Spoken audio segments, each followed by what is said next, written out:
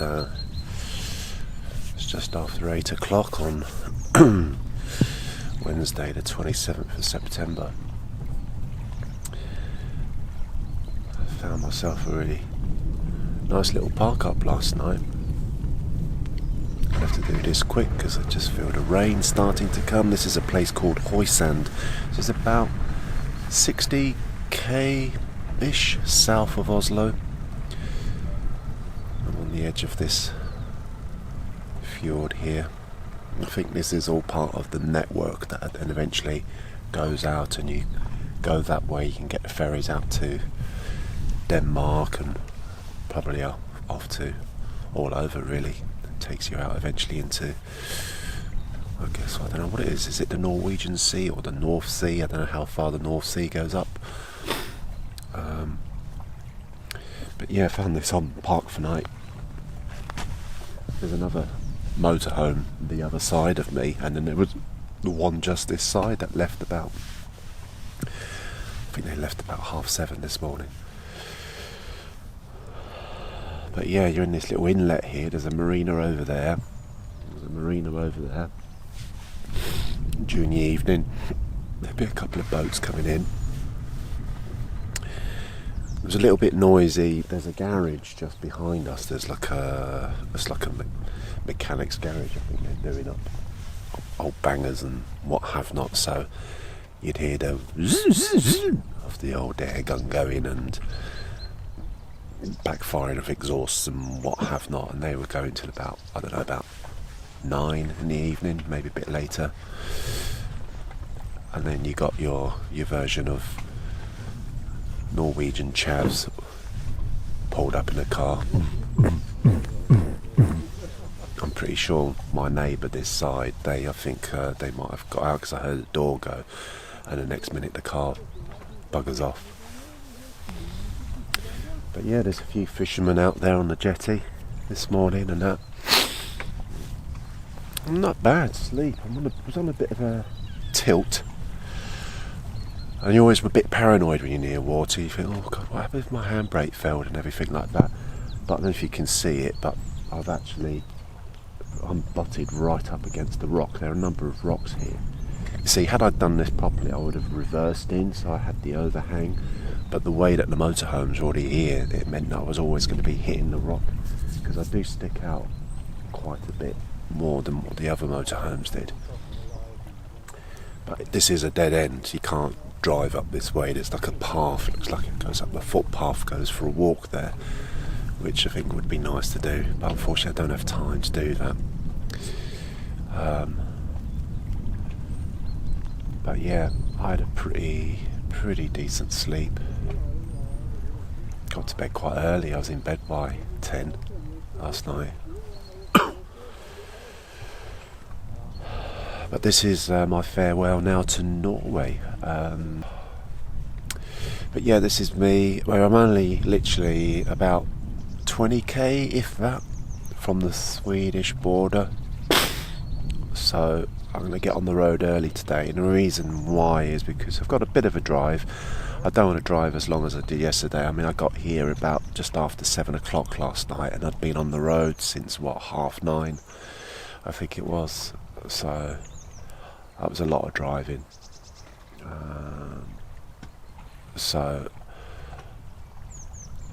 And I've got potentially an 8.5 hour drive today.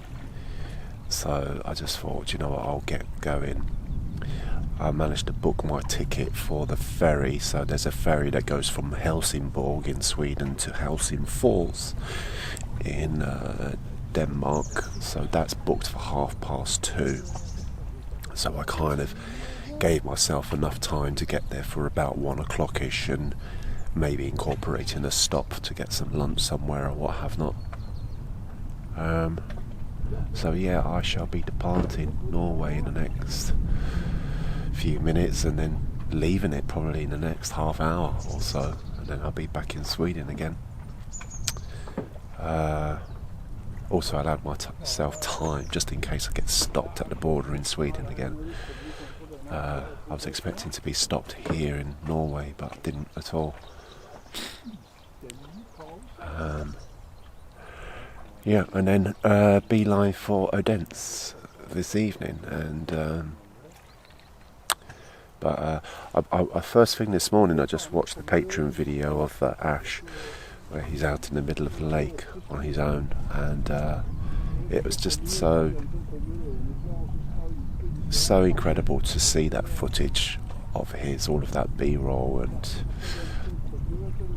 yeah, it was a real special time. I can't wait to put all the videos together.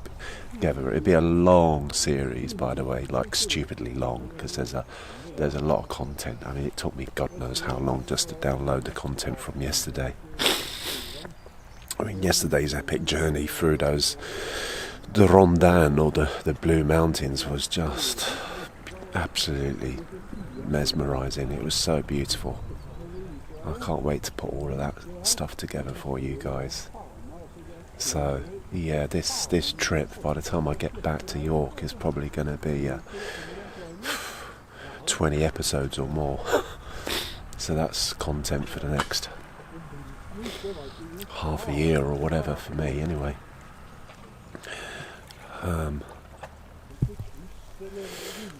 But anyway, the rain has started to come.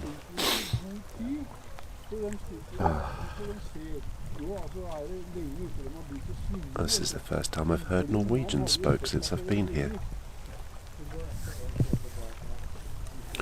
Couple of Norwegian men over there talking about fishing or whatever they talk about, I don't know. All Norwegian men have very deep voices, yeah.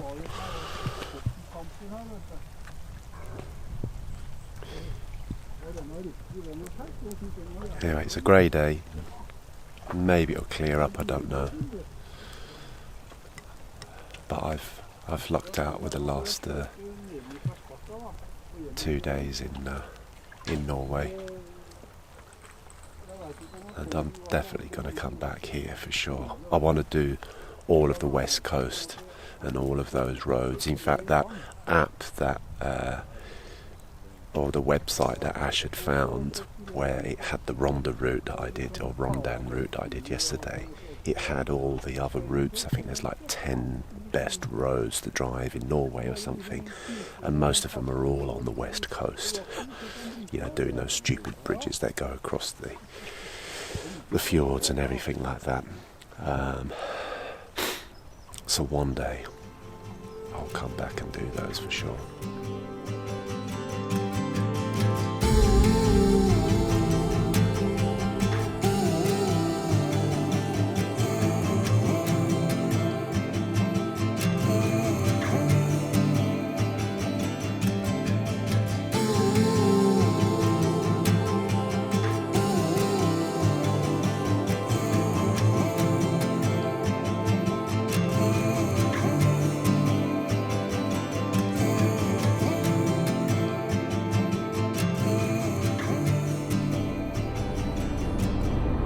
That's me back in Sweden, and just went straight through. There was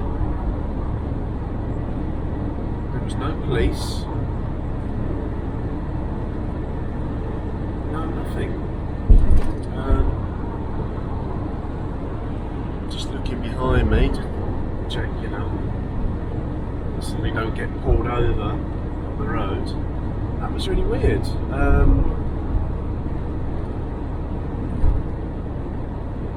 I felt sure that I was going to be pounced on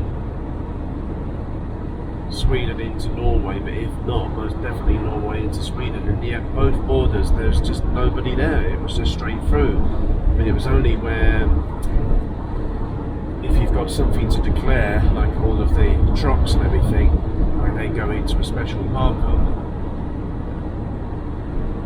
I just went straight through. It's odd that, so I wonder why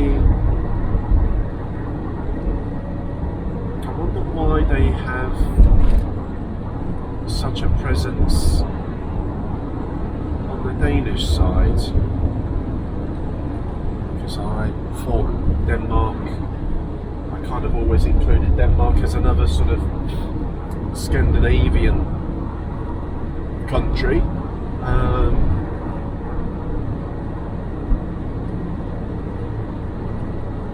unless it's because it's landlocked. Not landlocked, yeah, but you know what I mean. It's kind of joined with Germany, which is mainland Europe, and so therefore it's easier to get to, whereas Norway is kind of locked in by Sweden and Finland.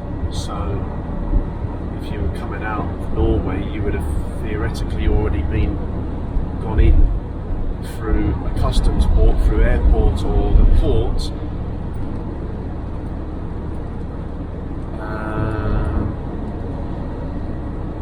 or come through Sweden. Yeah, I don't know, because we'll see now when we get across to go from Helsingborg.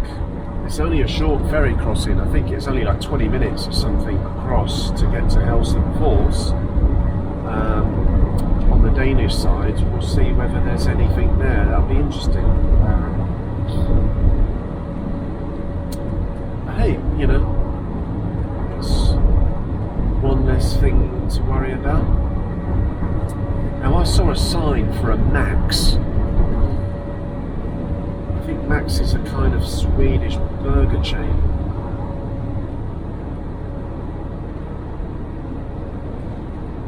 Would it be? It's 8:55. Is that too early for a breakfast burger? Let's carry on for a bit.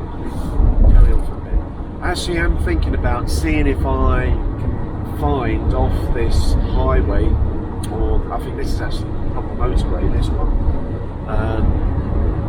Maybe see if I can find a Eula or something like that, and see if I can find the right kind of sockets, like buy a little socket set or something, so I can undo my backlight and potentially change that bulb, because I do have another bulb in the back, and if that bulb is okay, good, but if it isn't, then at least if I can take it off and take the bulb out, then I can get myself to an equivalent of a Halfords or what have not, and then go, I need one of them, and then do it myself, because it does bug me.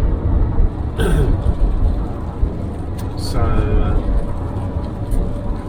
yes, anyway, there you go, waffle over, back to the rainy road.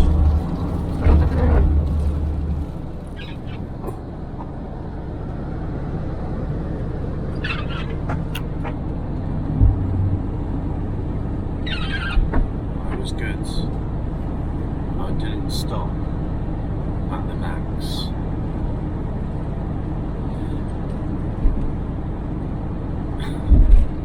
Kind of regretted it a little bit.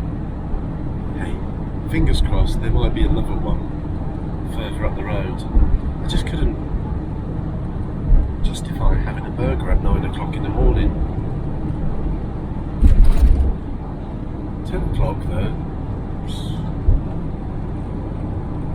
I mean, I bet they had something else there anyway, something more breakfast-like, but yeah, I don't know. We've still got a long way to go, so maybe there'll be another Max.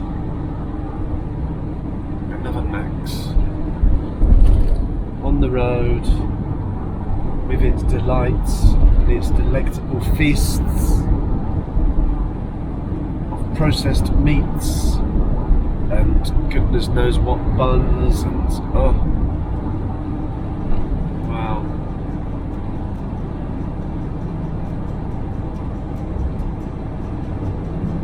Yeah, maybe there's another one.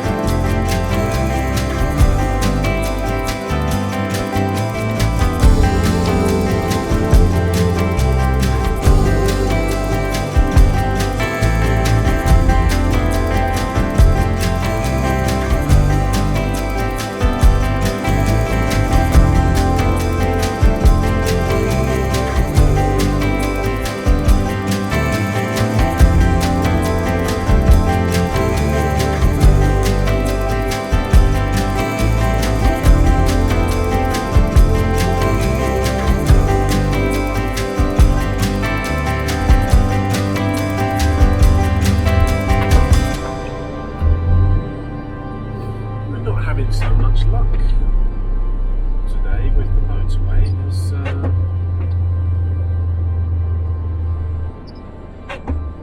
closed this off here because they're working on it, and fair enough, they are working. And it's closed off in the opposite direction, all the way off into the distance there. There was a section way back when that I was taken off it, and was off the motorway for a good length of time.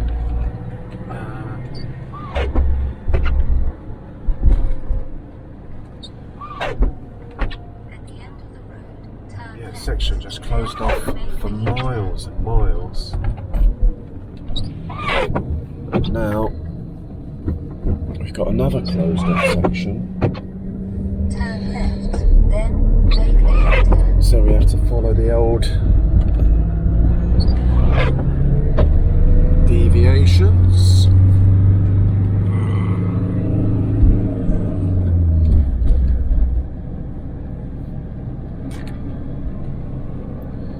Yeah, the first one that was closed off, obviously the sat-navs were going spare on me because they were like, turn left, turn right, do this, do that. It's like, alright loves. And after 300 yards, turn left. and then just as you thought, oh, I can see it there, and then you'd come to a junction, and as you turned, no, still closed off. Had to carry on following the detour. That detour, yeah, I was on that for a good half an hour or more. And now we got another one. I noticed on the other lane there was a long section where they were re-tarmacking and everything. You know, and I get it. Motorways, once they're built, they don't stay pristine forever.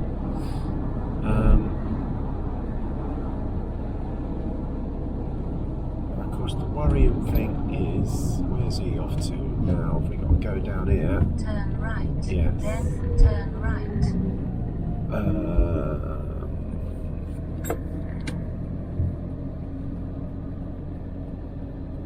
I don't know. I don't know if this is right or not. I'm just following the lorry in front. But another lorry's gone a different way, so I'm 200 yards, turn right. not. What's quite interesting though is that when you do go off,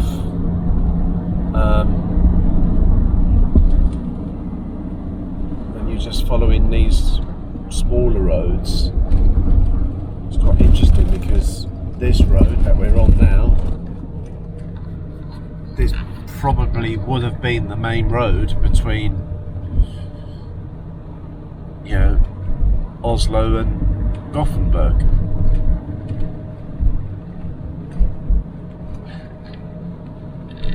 So it's quite interesting in a way that, yeah, you're kind of going off, but you are actually still on the probably on the original road. I took a gamble there because there wasn't one of those. They got these bright orange detour arrows, but there wasn't one to tell you to keep going straight or to turn. So I'm just following this trucker and looking at the sat nav. I don't know if there is another junction. After 300 yards, turn left. Yeah. Then turn around when possible. Of course, the girls are going mad at me. Make a U-turn.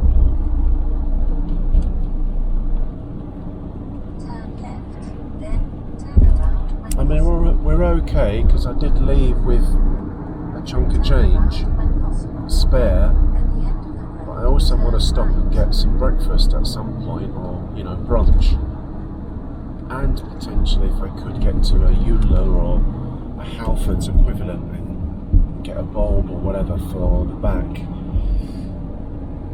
And my ferry is booked for 2:30. So, yeah, I can't piss messed about doing detours. Here we are, about to go under the motorway. After 400 yards, turn right, then turn around when possible. Turn around when possible. Make a U-turn. Turn around when possible. Make a U-turn. Turn around when possible. Make a U-turn. In 1500 feet turn left.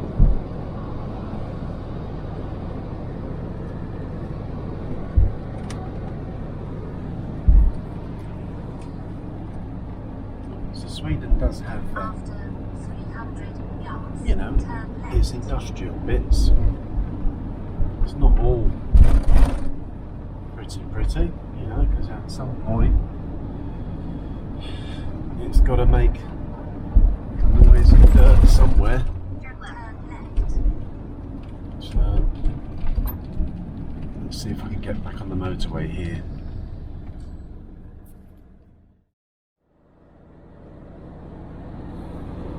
Okay, I think I'm back on again. It was a nightmare, an absolute nightmare, because the detour signs are really subtle. You know, in the UK, it's probably quite good because you've got those big yellow signs and it just says diversion. Whereas here, it's just a tiny arrow in like a fluorescent orange. And when I was following that lorry, like he made a turn, there was no orange arrow to say turn that way, but then there was no orange arrow to say go straight ahead either. So I just followed him. Unfortunately for me, he then pulled over into a lay-by and stopped. So I don't know if it's because he was trying to suss out how to get back. Because all that route that I was following him, there were no detour signs. And then I ended up in this little town with that big industrial plant. And then I saw the signs and the sat-navs that pointed me in the direction. And then of course as I start going towards it, it's E6 and it's crossed out. And I'm like, fuck. And then I get to a bit and then there's like road, some closure type bollards. There's what looks like, I don't know, traffic police or something like that. And as I look over to my left, there's a whole section of carriageway that's just gone. It's disappeared. It's like a landslide or something. But the whole thing's just gone. So yeah, it's obviously something pretty serious that's shut the motorway off.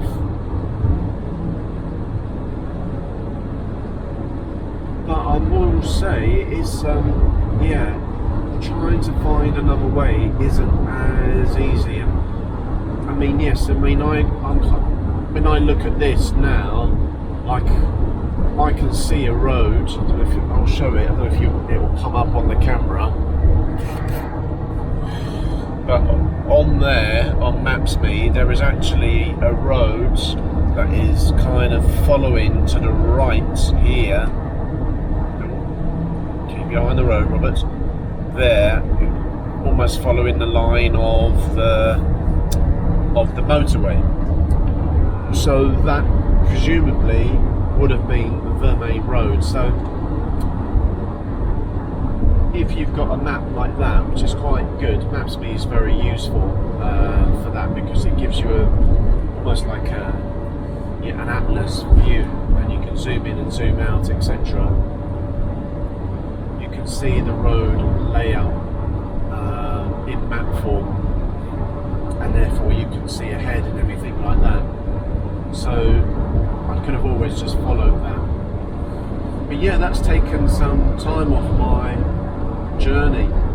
You know, I've still got 315 miles to Odense in Denmark.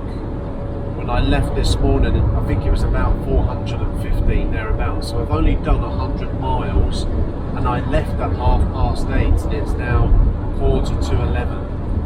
So that's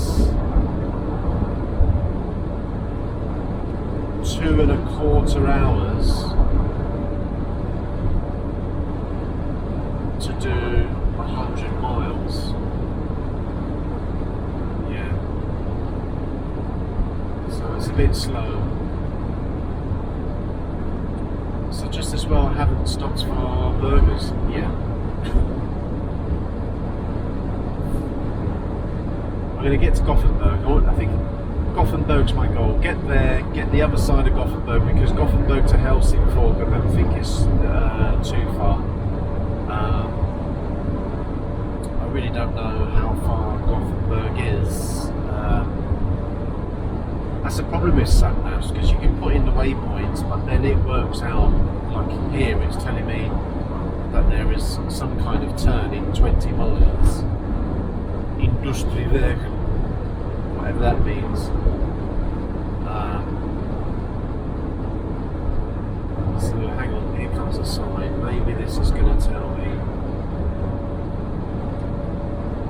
how many kilometres to Gothenburg.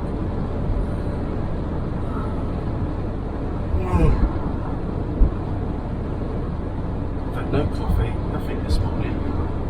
Had to have a cheap Red Bull. Here we go.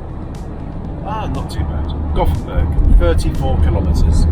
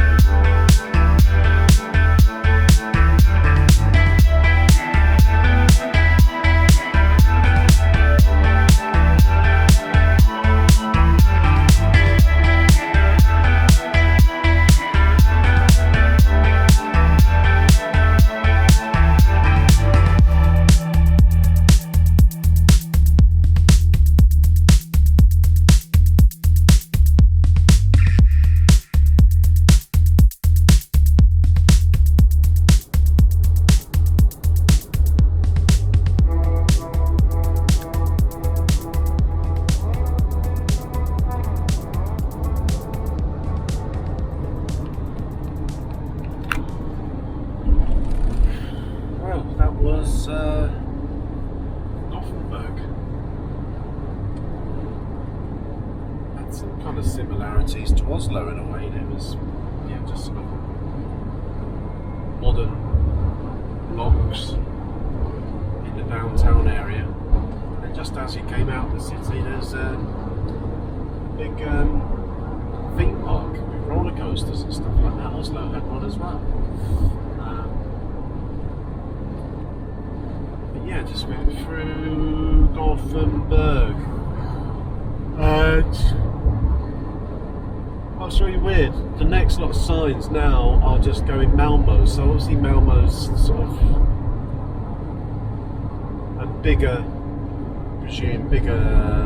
city than Helsingborg, so I guess with it having a bit more importance to it, that's the next thing that shows up on the old motorway signs. So I've got absolutely fuck all how long it's going to take to get to Helsingborg. I had a quick look at the map and it looked equidistant from like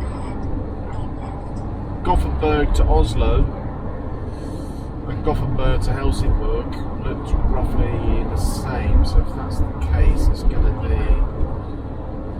about 200 odd kilometres or something like that.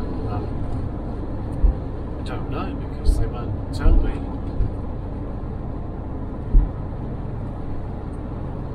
200k, be about 2 hours drive, which will get me, I kind of worked it out that I was going to get there for about 1:30, which is why I booked a 2:30 ferry, just to buy myself a bit of time.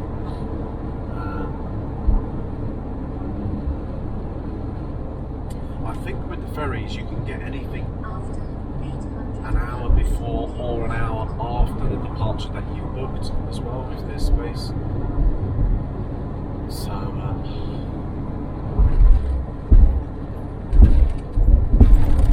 we'll stop. It's so annoying because I keep going past these places where I see IKEA.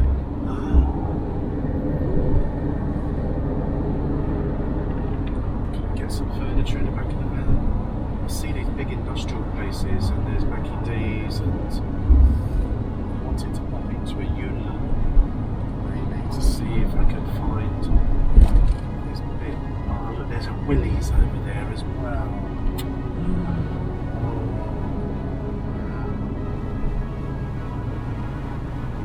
Look. I have a Ulanzi. Two things I've not done since being in Sweden. It's gone to Ulanzi and got into Willys. Damn it. Or a Nax. Right. How are we going to do this? How are we going to get all three?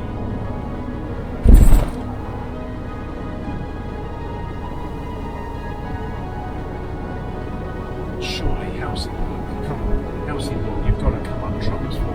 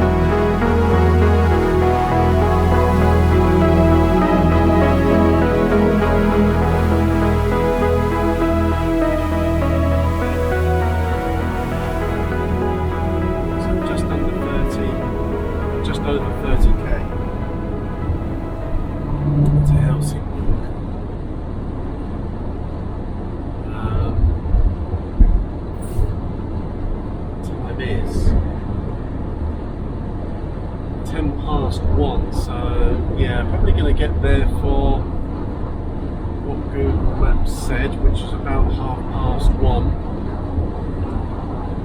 So hopefully as we go in on the outskirts we'll find somewhere. I'm not going to stop for lunch because by that point, I mean I left at 8:30, so would have been driving non-stop for 5 hours. Haven't stopped.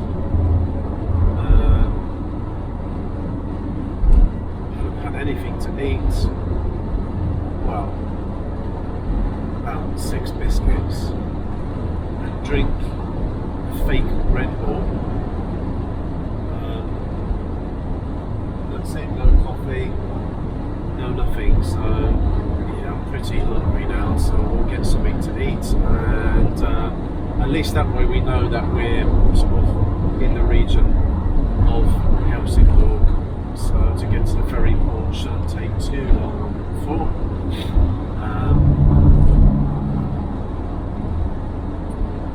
We'll head to the ferry port for 2 o'clock, after 2, something like that. He didn't say on the thing about what time to get there for. Like, I know, like the Port Garden ferry, for example, says to get there between 20 minutes and half an hour before you're sailing.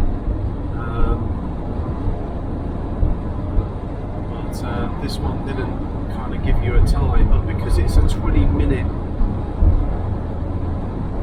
hop across the strait to get to Denmark, I'm imagining that the turnaround is pretty quick. So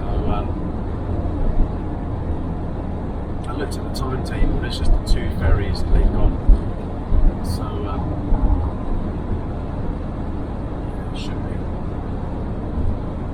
should be all good. So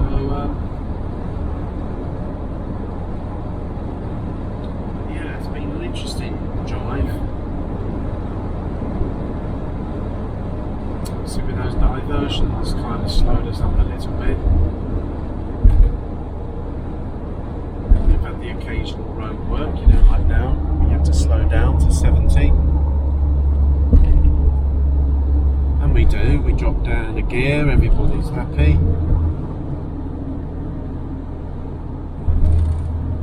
The lane narrows, we all slow down.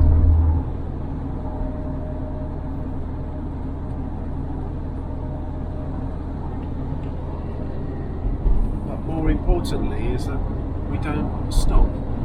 You know, if this was the UK, something like that, fucking tailbacks for miles prior to that. And then here we go, back up to 110, Helsingborg, 27k.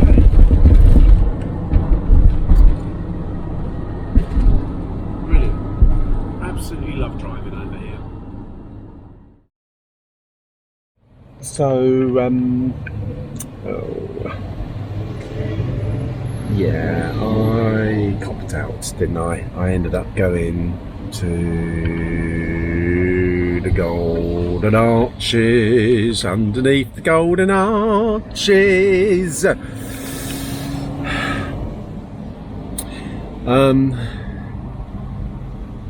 Yeah, it was just there, and I'm so close now to the ferry port, and I don't know whether there's gonna be a max. So yeah, just like the Moose, I've missed out on a max, a Eula, and some willies. Oh well, never mind, eh? But hey, that gives me a reason to come back, doesn't it? Because after this trip, God, what is it? 32 years ago, or whenever it was when I was last here. Yeah, Sweden is just is something and some. Do you know what I mean? It's just brilliant. I absolutely love it here. Yeah, and this journey with the sat navs going, you know, turn around when possible. You know, do it, make a U-turn. And do you know what? If I could turn around, if there was a nice little lottery win just coming up here on my phone, then I'd be turning around straight away.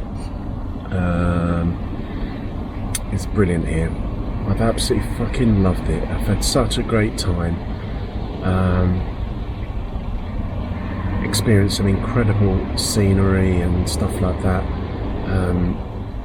Have spent time with 2 amazing hosts that are just showing what can be done, you know, and what can be done on a budget as well, you know, and just such a beautiful human beings that are just, yeah, setting an example of things that can be done. And yeah, it was a real honour and a real privilege to be welcomed into their home and having a snapshot of their life. And you know, 32 years later, finally conquering Norway, and oh my days, that most certainly did not disappoint. That was such a beautiful country, and yeah, having visited there and seen Sweden again, it's without a doubt, it's made me want to have more. I need more and more. Yeah, this whole journey back, I'm always thinking about, oh God, can you imagine if you did this full time, Rob? Can you imagine if you were able to just explore Sweden, all of Norway, Finland and everything? Oh God, I would love to. I would absolutely fucking love to. You know, any subscribers out there that have got a spare, you know, 100 grand kicking around or what have you, just give us a shout. I'll bite your hand off, leave my job and fucking tour Europe. It's just brilliant over here. Everything about Europe, driving on the continent is so much easier. There's so much less traffic. Everything about Europe, the continent of Europe, sort of knocks the UK into touch. It really does. And you know, I apologise to all of you die-hard Brits out there, etc, etc, but you know, come on. Oh, that's a bit meaty. V8 Scania, love it. You know, there's no denying it. The UK is one messed up fucking island at the moment. It really is. And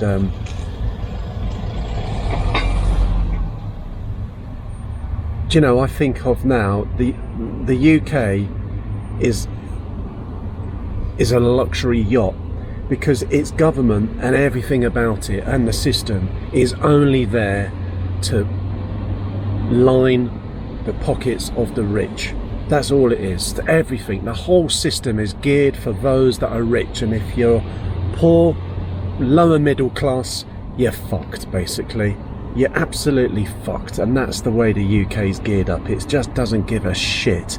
Yeah, it's got a population of 67 million, the second most fucking populated country in Europe, second to Germany, and Germany's got a landmass that's probably, I don't know, 4 times the size of the fucking UK. And look at us. Fucking, oh, you can't breathe. You can't fucking breathe on that island. It's too many people.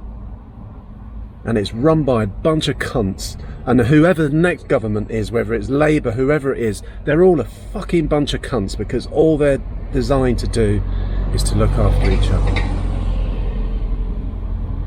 I didn't mean to go on a rant, but you know, when you come to somewhere like this, and yes, I'm sure Sweden's got its problems, and Norway, etc, of course they do, fucking hell, I'm not that naive, but in the grand scheme of things,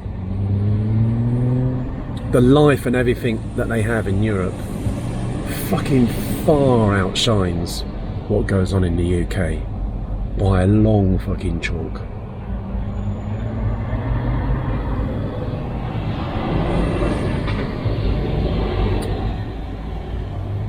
The McDonald's is still the same, although the milkshakes taste different, actually a little bit sweeter over here, they're quite nice.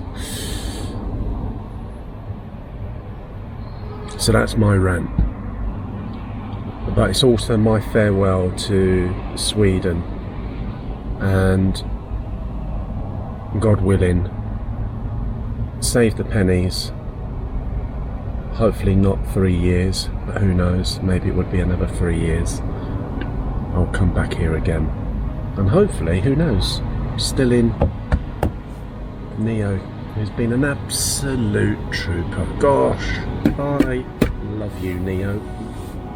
You are a good lad. I can give you a kiss.